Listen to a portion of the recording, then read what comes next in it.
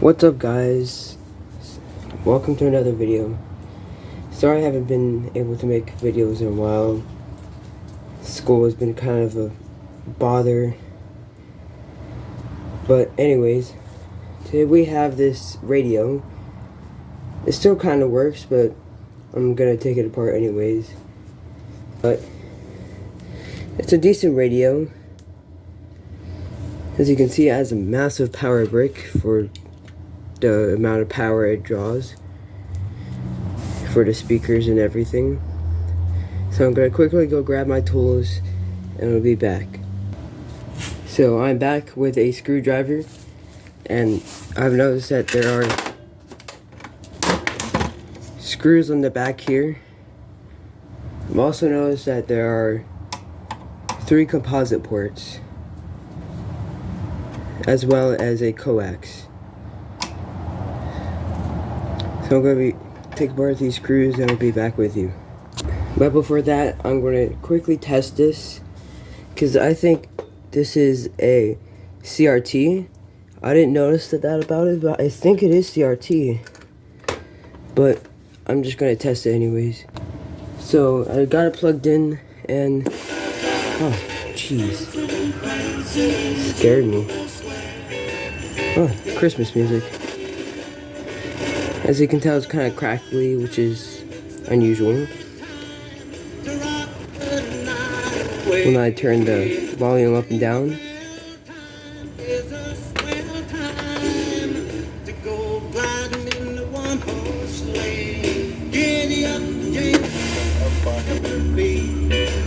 So,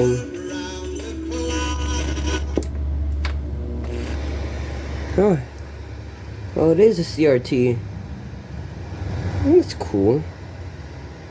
So this is actually kind of an interesting thing.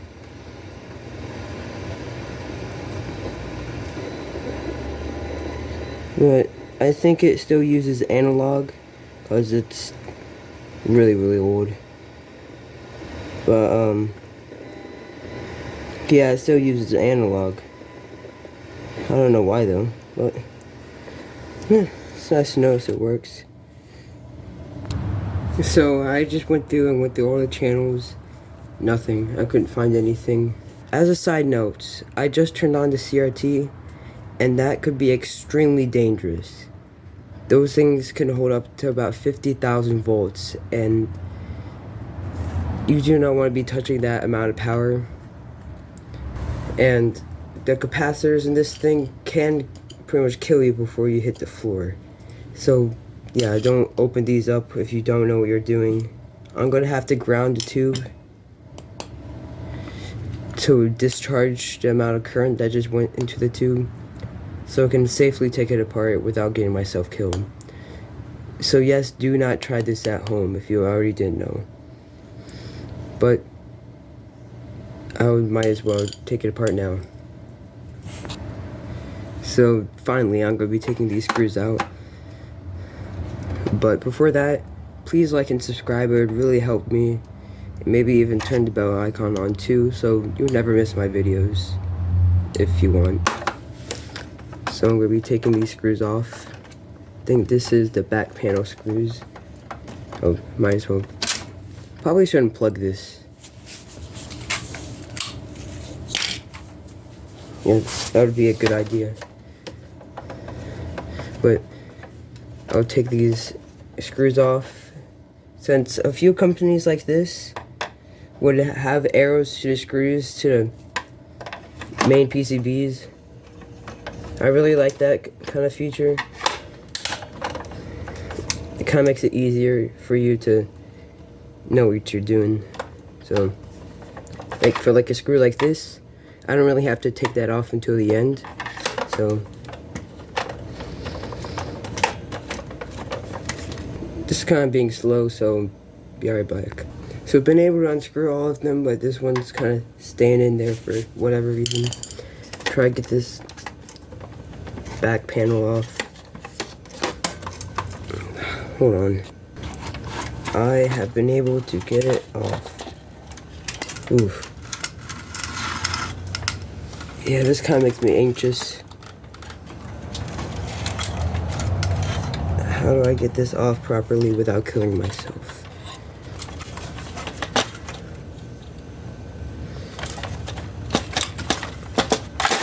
Oh, jeez.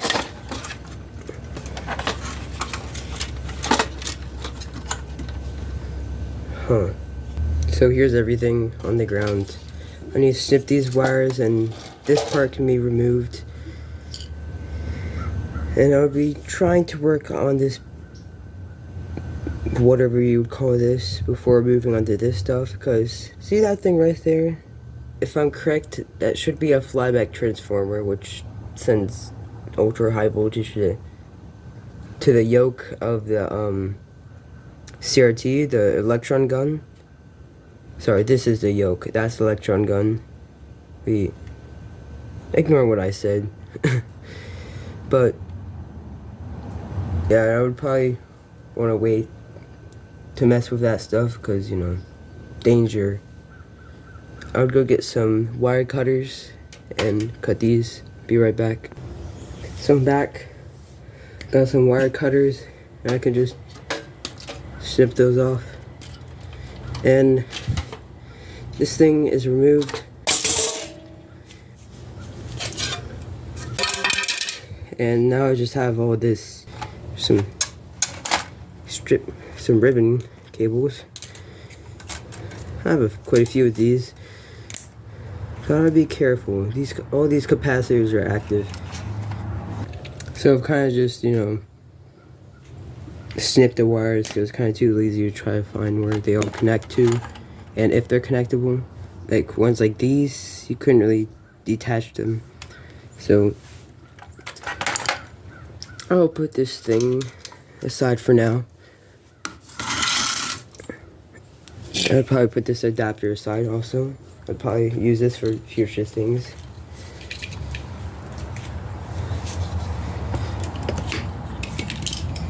And now I just have this thing. So what I've noticed is I think someone has been working on this before or refurbished it, because some of the screws are kind of stripped. I'm not sure if you can see that. This one right here and that one right there, they're kind of stripped for some reason. So I got this PCB off. I think this is for reading. Yeah, I think this is a processing unit for reading everything. I can just, since these ribbon cables, since these things are kind of not really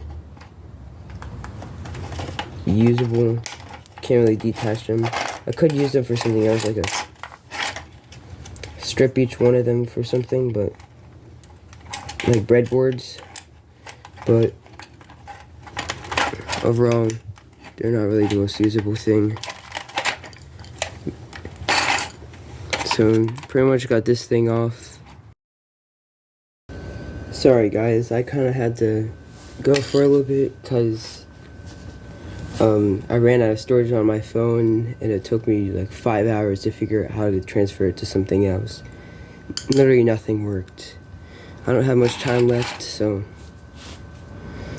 I would try to take this stuff apart.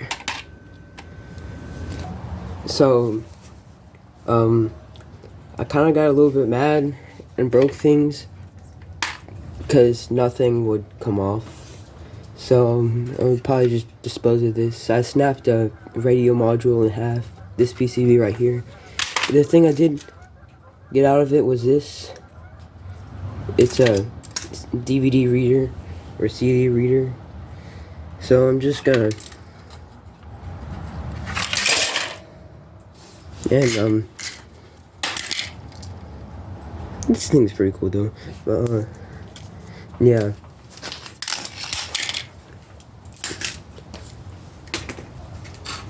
So now onto this thing. So I'm gonna try taking this thing apart. It's kind of floppy for some reason. There shouldn't be really much to it. I can just And then, something's dangerous when it says a class 1 laser product. Seems to be a color because it has 3. Everything should be discharged now, but like, I'm still kind of scared about it. How do I get all of these off without killing myself?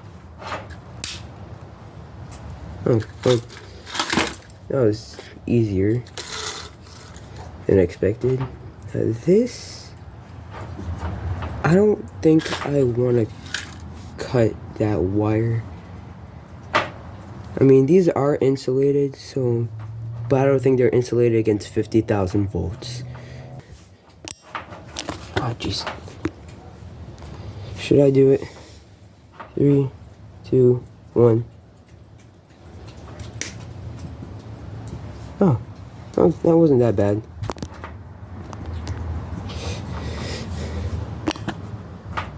I'm not sure if you saw that or not, but, oh wait, those are still connected. I thought I snipped those. What the heck?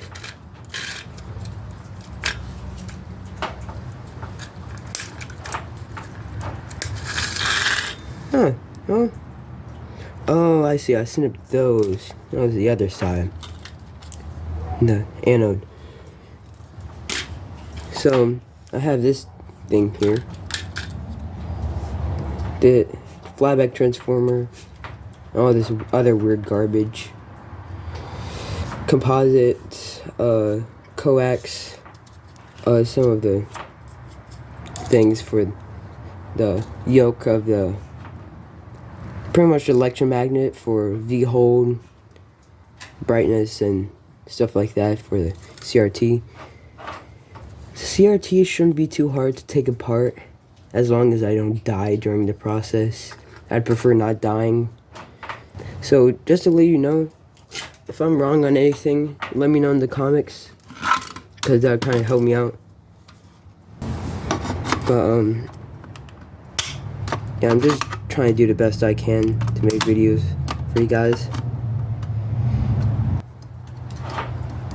Hey, I'm not dying. In an average CRT TV, the entire tube can contain about 9 pounds of lead. That's a lot of lead. Also has a lot of phosphor and a few other dangerous gases. Phosphor isn't really a gas, it's that white powder on the front of the screen to illuminate when it gets hit by or ultraviolet light. It glows at more visible spectrum. Sorry about that. I have limited time on how long I need to take this apart for, so kind of need to be done with it now. Hey, I have a challenge for you guys. If you're watching this, let me know in the comment, what your favorite animal is. I'm just curious. Mine, personally, is a cat, but I'll be friendly to any animal.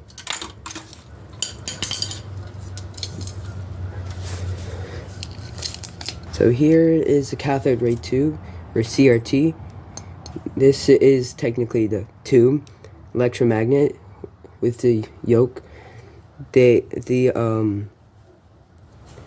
tricolored electron gun, which has a cathode, and there's like little to no gas or a vacuum, an anode over here. And whenever there's a high voltage current, it, like a fluorescent light, it shoots electrons over here, but then it pretty much misses because there's a small hole, and then which makes a beam, which would usually be in the center here. This directs the light to different sides. Do not want to drop that. Here's the speakers. Well, if you guys enjoyed the video, leave a like, and if you really enjoyed it, subscribe and turn the bell icon on as I've said before. I don't really want to rush you or anything, but it would be nice. And have a good day or night.